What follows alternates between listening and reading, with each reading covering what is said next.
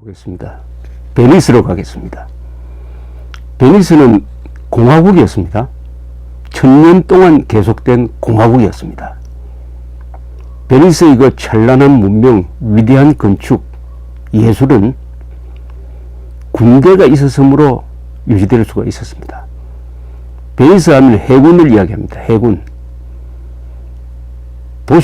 베니스는 도시국가가 아니었습니다. 베니스를 근거지로 해가지고 그 주변 이탈리아 땅, 그리고 바다를 건너 지금 크로아티아 지역, 그리고 저 밑으로 내려와가지고 뭐 로도스 섬이라든지 여러 군데에 식민지를 가지고 있었던 해양 제국이었습니다. 엠파이어였습니다. 그리고 공화국이었어요. 이런 베니스 이야기는 늘 사람을 감동시킵니다. 저렇게 작은 나라가 1000년 동안 계속되면서 한 번도 외적의 침략을 받아가지고 베니스가 뺏겨본 적이 없습니다. 마지막에 망하기 전에는. 이런 베니스의 저력은 어디서 나왔느냐? 저는 그것을 상무정신이라고 그러는데요. 제가 상이라고 할 때는 장사상자를 이야기합니다. 무기무자. 즉 베니스 사람들은 다 장사꾼들이었습니다. 동시에 군인들이었어요. 그러니까 장사와 군인, 군사를 결합시킨 나라였습니다. 그리고 지도층이 다 귀족이면서도 군인들이었습니다. 지도층이 아주 뛰어난 분들이었어요. 아주 법치가 또 확립되어 있었고 제도가 잘 구성되어 있었습니다. 그래서 베니스 역사를 보면은 몇 사람의 위대한 인물들 이야기가 나오는 것이 아니라 베니스 공화국 그 자체, 베니스의 해군 자체, 그 제도가 영웅입니다. 제도가 영웅이죠. 이런 나라가 정말 인류국가라고 볼 수가 있습니다. 그러면 이 베니스의 공화국 제도는 한 번도 그러면 도전 없이 계속 유지될 수 있었느냐? 그건 아니에요. 자, 베니스 가면은 첫 번째 가는 데가 바로 산 마르코 광장이죠. 거기에 비잔틴식으로 지은 아주 근사한 성당이 있습니다. 성당. 그 성당은 보면은 고딕도 아니고 막 비잔틴식, 이 동로마 제국, 동양적인 냄새가 납니다. 이 베니스는 그 대부분 동쪽으로 열려 있는, 동쪽으로 많이 진출했던 나라니까요. 바로 그 옆에 두칼레 팔라쪼라는 건물이 있습니다. 정부 청사입니다. 두칼레 팔라쪼. 하얀 건물인데 아주 장대한 건물입니다. 저는 그 건물을 매우 좋아합니다. 그 건물에 들어가 보면은 뭐 볼 게 많습니다. 특히 무기 박물관에 들어가 보면은 그 현란한 미술품과 더불어 이 예술은 이 무기로 지켜냈구나 하는 것을 알 수가 있습니다. 감옥도 있고요. 그 성당과 이 두칼레 팔라쪼를 합치면은 유럽에서 가장 권위 있는 저는 건물이라고 봅니다. 딱 잘 어울리고 그 앞에 세계에서 가장 유명한 광장이 있고 거기서 비둘기들이 뛰어놀고 야외에서 연주하고 바다가 바로 눈앞이고 하는 그런 모습을 상상하신다면은 여기에 그 안으로 들어가 보면은 그 두칼레 팔라쪼 안에 보면은 내부에 정원이 있습니다. 그 안에 정원이 있어요. 거기서 2층으로 통하는 계단이 지금도 있습니다. 그 계단 위에서 1355년에 국가 원수, 즉 이 공화국의 원수 도제라 그랬습니다. 도제라 불렸습니다. 마리노 팔리엘이라는 사람이 국가 원수가 쓰는 모자를 벗기우고 백발의 머리를 내밀고 참수당했습니다. 최고 권력기관이 10인위원회가 있었어요.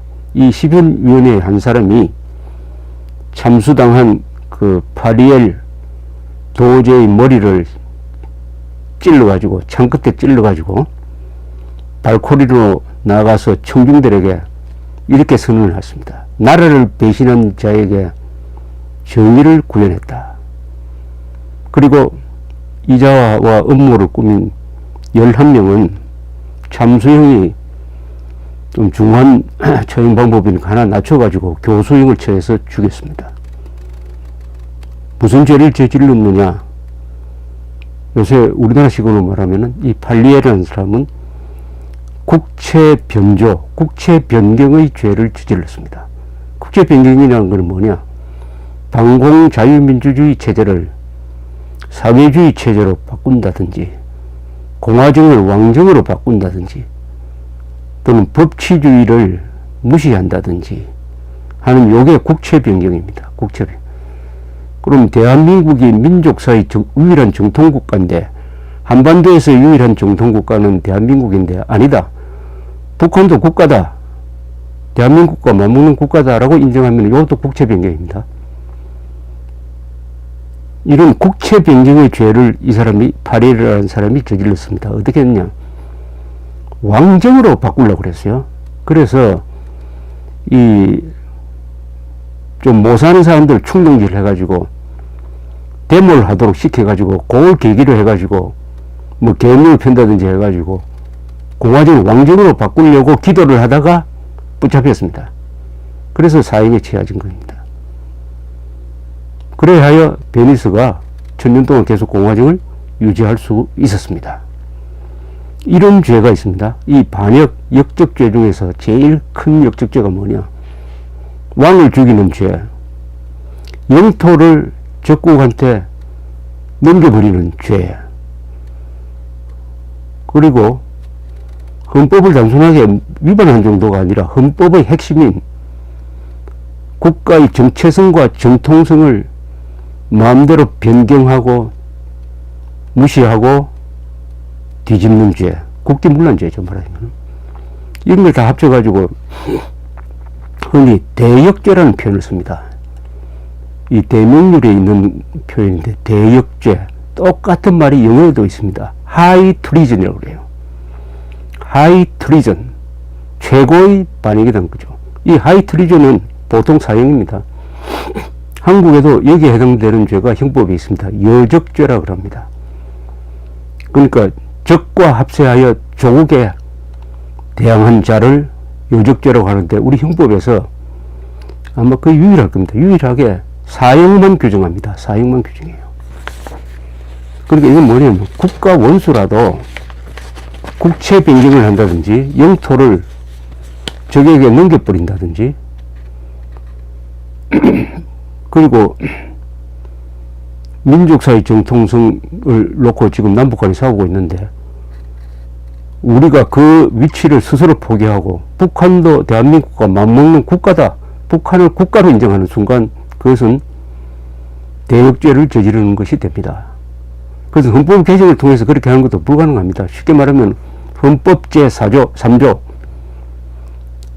대한민국 영토는 한반도와 그 부속 도서로 한다. 여기에 손을 대가지고 북한을 대한민국과 같은 국가로 인정하는 자는 대역죄를 저지르는 겁니다. 그런 헌법안을 통과시키려고 하는 그 자체가 벌써 대역죄입니다. 여적죄에 해당하는 거죠. 여적죄. 또 있습니다. 이런 역사에 보면은 아주 드문 경우지만은 왕이나 황제나 뭐 이런 사람들이 역적죄를 저지르는 경우가 있어요. 역적죄를. 어떤 경우가 있느냐? 제가 지금 먼저 하나 말씀드렸는데 또 다른 경우가 있습니다. 이건 18세기 말에 지금 러시아에서 일어났던 사건입니다. 러시아에. 오늘날의 러시아는 피트 대제의 작품이죠. 사실은 피트 대제, 뼈또르, 피트 영어고 막 뼈또르 대제라고 그러죠. 피트 더 그레이트. 우리는 영어로 배웠기 때문에 피트라고 하겠습니다. 피트 더 그레이트. 러시아 황제 중에 딱 2명이 더 그레이트 대제라는 호칭이 붙습니다. 피트 대제, 그리고 캐서린 대제. 캐서린 영어고 에카트리나죠. 에카트리나 대제. 이 페테스부르크에 가면 이 두 사람이 연관된 건물이 많습니다. 페테스부르크가 이 피트 대제가 만든 도시를 해가지고 페테르스부르크가 된 거죠. 이 페테스부르크를 만든 피터 대제의 딸이 앤이라는 사람이 있었습니다. 그 앤의 아들이니까 뭡니까, 이 외손자네요. 외손자. 그 사람이 피터 3세입니다. 표트르 3세예요. 이 앤의 피터 3세의 그러면 아버지, 이 피터 3세의 가계를 보면은 아버지가 누구냐 하면요, 어머니는 피터 3세의 딸인데 아버지는 스웨덴 왕 찰스 12세의 여동생을 어머니로 둔 찰스 프레데릭이라는 사람이었어요. 좀 가기가 복잡한데 쉽게 말하면은 한쪽은 스웨덴 계통이고, 그러니까 아버지 쪽은 스웨덴 계통이었는데, 이게 재밌는 게 이 스웨덴 계통의 이 찰스 2세라는 사람은 또 이 사람도 피트 대제하고 많이 싸웠던 사람입니다. 그러나 유럽에서는 왕들끼리 결혼이 아주 복잡합니다. 적과도 결혼하고 뭐 아주 복잡한데, 하여튼 이 피터 3세는 어릴 때 아버지 어머니가 일찍 죽었어요.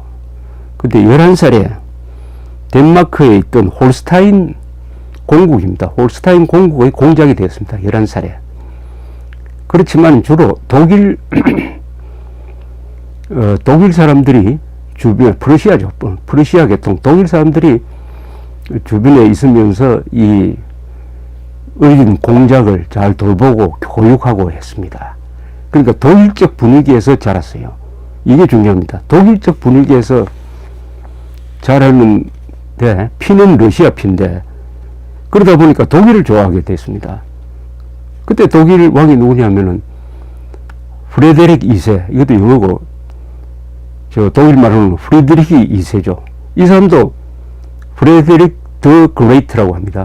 대제죠. 40년 동안 집권하면서 프러시아를 강국으로 만든 사람입니다.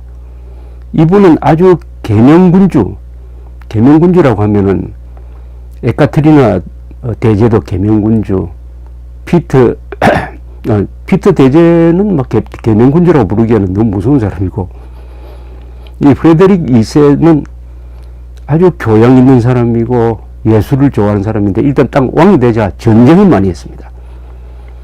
전사를 잃고 전략 이론이 발고해가지고 전쟁의 신이 됐습니다. 히틀러가 존경했던 사람이 바로 피터 대제하고 나폴레옹과 마틴 루터였다는 이야기가 있습니다. 히틀러 존경할 정도니까 전쟁을 얼마나 잘했겠습니까? 이때 이 어린 피터 3세는 자기의 롤 모델이라고 그럴까요? 이 프러시아를 이끌고 유럽에서 강국으로 올라가고 있는 프레데릭 2세를 흠모했습니다. 자, 그러다가 이 피터 3세의 어머니 앤의 언니가 엘리자베스죠. 그러니까 피터 대제의 딸입니다. 엘리자베스가, 이 사람이 쿠데타를 통해서 러시아 황제가 됐어요. 그러다가 무슨 전쟁을 시작하느냐? 엘리자베스입니다. 엘리자베스 황제, 여왕입니다. 여자 황제가 나타났습니다. 러시아에.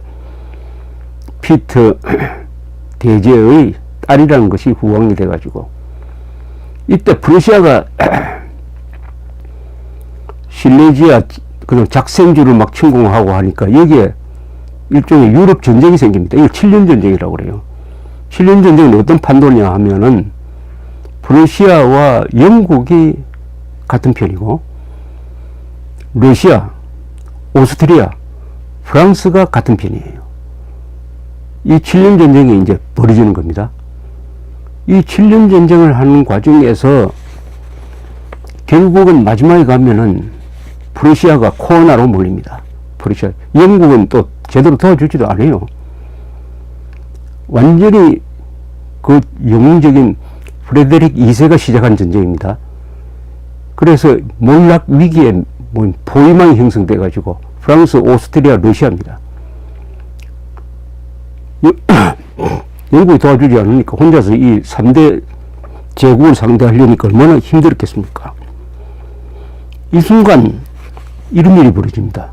1761년 12월 25일에 러시아 황제 엘리자베스가 죽어요.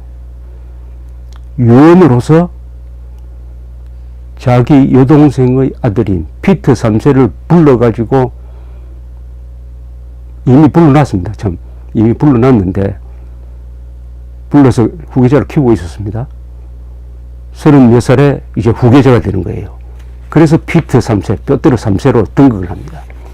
문제는 이 뼈트르 3세의 이 성품이 이 좀 망나니 기질도 있고 좀 이게 질서가 없고, 그러나 하나 확실한 것은 프러시아를 그렇게 흠모를 했다. 이 부인이 누구냐? 뼈트르 3세의 부인이 바로 나중에 캐서린 대제가 되는 사람이죠. 에카테리나 3세, 에카테리나 대제입니다. 대제가 되는 이 여자분은 또 독일 여자분이었어요.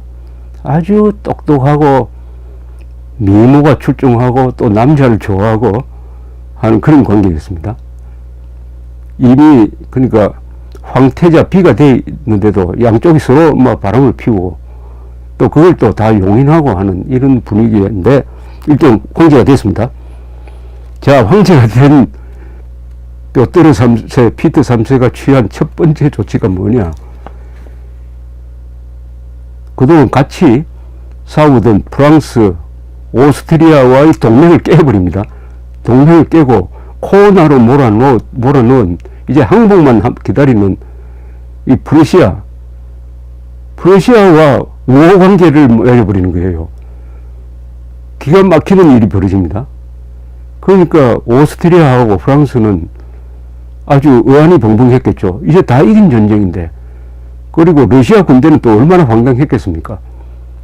그 이유는 간단합니다. 이 피터 3세가 독일 문화를 좋아하고 프레데릭 2세를 존경했다는 겁니다.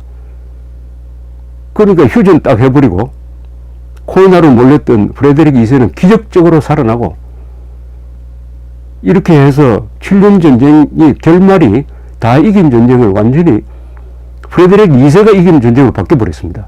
이 세계 역사에서 아주 희한한 에피소드입니다. 이게. 여기서 끝나는 게 아니에요. 피터 3세가 프레데릭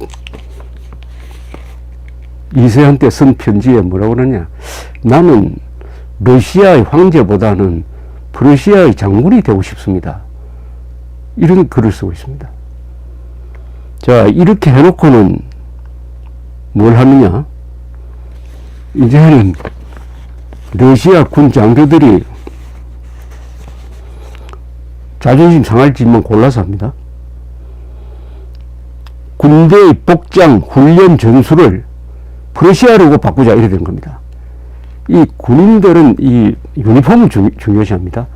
그 유니폼을 잘못 바꾸면요, 군대 반란이 일어납니다. 왜냐하면 그 유니폼이란 것은 그 군의 명예고 전통이기 때문입니다. 그러니까 복장도 프러시아식으로 바꾸자, 전술도 훈련도 프러시아식으로 바꾸자라고 합니다. 바꾸라고 해요. 이 장교들이 얼마나 화가 났겠습니까? 다 이긴 전쟁을 망쳐가지고 이 포로로 잡아야 될 프레데릭 2세가 완전히 이긴 사람이 되도록 만들어 놓고는 이런 짓을 하니까, 그 다음 또 엉뚱한 짓을 합니다. 이 피터 3세가 덴마크하고 이제 싸우려고 나갑니다. 뭐 홀스타인 영토 문제를 가지고 덴마크에 선전을 포고해가지고 프러시아하고 이제 싸우는 건 그만두고 만만한 덴마크하고 싸우기 위해서 선전 포고를 해가지고 군대를 이끌고 나가는 거예요. 페테스부르크를 비워놨습니다. 이때를 틈타서 피터 3세의 부인인 캐서린, 에카테리나 캐서린이 이 젊은 장교들하고 손을 잡고 쿠데타를 일으킵니다. 쿠데타 간단하게 승리해 이깁니다. 정군의 뒷받침을 받고, 더구나 자기 애인이 그 쿠데타 일으키는 아주 주모자입니다. 그래서 간단하게 이겨가지고 정권을 잡고 남편을 그냥 어디 요새에 가둬버립니다. 며칠 뒤 시체로 발견돼요. 캐서린이 처형을 명령했다는 설도 있고 어떤 장교하고 싸우다가 뭐 죽였다는 설도 있습니다. 이렇게 해서 등장한 에카테리나 대제는 러시아를 개혁하고 또 영토를 넓혀서 터키 땅으로 내려가서 흑해를 차지하고 또 그러면서 10명 이상의 애인과 차례차례로 즐거운 생활도 보내고 또 프랑스의 볼테르라는 작가하고 서로 교류도 하고 무엇보다도 프랑스를 통해서 예술품을 사들여 와가지고 지금 페테스부르크에 있는 에르미타주, 세계에서 가장 크다는 에르미타주 미술관을 만들었습니다. 70대까지 살았습니다. 아주 장기 집권했습니다. 여기서 우리가 뭘 알 수 있느냐? 피터 3세. 어릴 때 이 사람이 그러니까 독일 문화에 의해서 의식화가 된 거예요. 그러니까 저긴 독일을 좋아하고 독일 문화를 흠모한 거예요. 그걸 뭐 평소에 하나의 왕족으로 교양 차원에서 그렇게 했다면 몰라도 황제가 되고 나서 그 자기의 생각을 실천에 옮겼다는 사실입니다. 이걸 한국에 딱 대입하면은 가령 말이죠. 가령, 가사.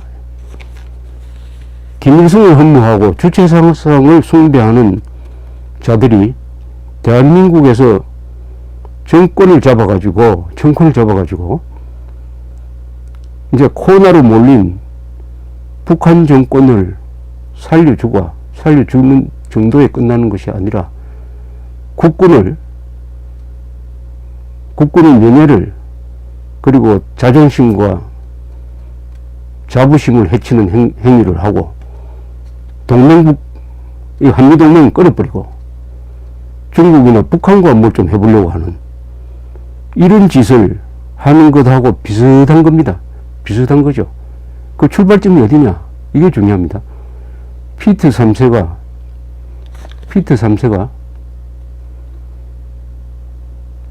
어릴 때 프러시아를 좋아했고 프러시아의 적장을 좋아했다 이런 이야기죠. 대한민국에 살면서 학생 시절에 김일성을 흠모하게 되고 김일성이 만든 그 주체사상을 좋아하게 된 거하고 똑같은 의식화가 된 거예요. 근데 이런 주사파나 뭐 주사파 출신들이 정권을 잡았어도 그 생각을 그냥 정책에 반영해가지고 한다면은 이 7년 전쟁처럼 다 잡아놓은 김정은을 풀어주는 꼴이 되고 동맹국하고는 완전히 동맹이 깨어지는 관계가 되고 이렇게 됐을 때 무슨 일이 일어나겠느냐 하는 것의 하나의 시사점입니다. 한국에서는 그런 일이 일어나서는 안 되고 지금 일어나고 있는지 안 일어나고 있는지는 현재 속단할 수 없으나 저는 일어나지 않고 있다고 믿고 싶어요. 그러나 역사는 아무리 국가 원수라도 반역을 할 때는 그 반역 중에서도 시시한 반역이 아니라 적을 도와주는 그럼으로써 우리 국민들의 안전을 해치는 이런 반역을 하면은 군대가 일어난다는 역사적 교훈을 보여주고 있습니다. 역사에서 배우는 게 이런 거죠. 역사는 절대 교과서가 아닙니다. 역사를 무슨 교과서식으로 해석해가지고 결정론적으로 뭐 사회주의가 자본주의에 이기고 다음에는 공산주의가 온다는 이런 유물사관적 결정론은 그건 역사를 교과서적으로 이해하는 도구입니다. 역사는 참고서입니다. 러시아에서 이런 일이 일어났다고 해서 한국에서 일어나는 것도 아니에요. 다만 참고서고 여기서 그래서 핵심적인 의미가 뭐냐 하는 것을 아는 거죠. 그것은 어떤 국가, 러시아든지 그게 뭐 베니스든지 대한민국이든지 어떤 국가든지 국가가 하나 존재하기 위해서는 그 전에 수많은 사람의 피와 땀과 눈물이 있어서 국가라는 공동체가 되게 된 것입니다. 국가는 만만한 존재가 아닙니다. 국가는 협회가 아닙니다. 가장 이성적인 존재고 도덕적으로 가장 높은 수준에 있는 것이 국가입니다. 왜냐? 국가만이 국가의 명령으로 사람을 죽일 수가 있습니다. 국가만이 국민을 사지로 죽는 장소로 보낼 수가 있습니다. 그게 이제 군인의 경우에 말이죠. 그만한 국가의 도덕성이 요구된다는 뜻입니다. 그것을 싹 무시하고 사회주의 공산주의자들이 그런 국가를 만들어낸 그 문명을 만들어낸 그 과거의 노력, 전통 이런 걸 싹 무시하고 국가는 타도 대상이다. 계급, 민중이 더 중요하다. 또는 계급이 민중이 국가보다 더 중요하다. 대한민국은 이거 언젠가는 정리해야 될 임시 건물이다. 이거 가건물이다. 이런 식으로 해가지고 착각해가지고 그 국가의 핵심적 가치는 뭐냐? 헌법, 반공 자유민주주의, 시장경제, 법치주의, 개인의 자유, 사유재산권의 자유, 언론의 자유, 사법부의 독립 이런 겁니다. 헌법 10조, 헌법 1조, 3조, 4조, 5조, 10조에 적혀있는 이런 핵심적 가치를 무시하는 거예요. 요게 국기문란이죠. 그리고 체제를 바꾸려고 하는 거예요. 대한민국 헌법을 뜯어 고쳐가지고 북한도 국가, 우리도 국가 이런 식으로 바꾸려고 한다든지 공산주의 운동도 허용하겠다고 헌법에 못을 박는다든지 이런 짓을 하게 될 때는 가만히 있던 사람들도 온순하게 순응하던 사람들도 들고 일어나가지고 국가 수호를 위해서 행동하는 경우가 있다. 그러니까 대한민국을 만만하게 보지 마라. 이런 교훈을 이런 사례에서 얻을 수 있다고 생각합니다. 감사합니다.